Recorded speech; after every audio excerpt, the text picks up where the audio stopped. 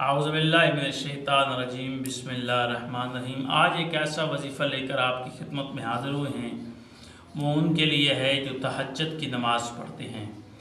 اگر آپ نہیں پڑھتے تو تہجد کو اپنا ایک ورد بنا لیں، تہجد کی نماز کو ایک عمل بنا لیں، تاکہ اس کے وقت آپ یہ کریں تو انشاءاللہ اللہ تعالیٰ آپ کو صحت و سلامتی عطا فرمائے گا۔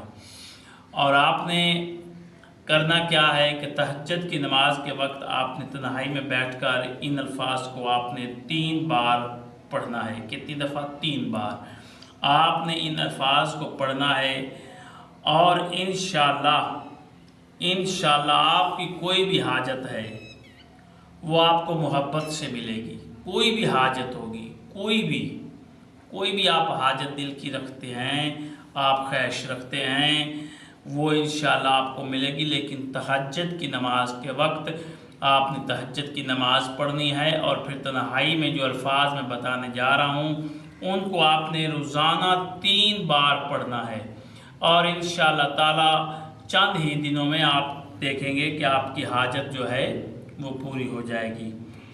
اور کرنا کیا ہے، آپ نے جب بھی نماز تہجد پڑھ لینی ہے تو پھر 3 دفعہ آپ نے ان الفاظ کو پڑھنا ہے۔ بسم اللہ الرحمن الرحیم، ان یقولوا لاہ کن فیکون، این یقولوا لاہ کن فیکون۔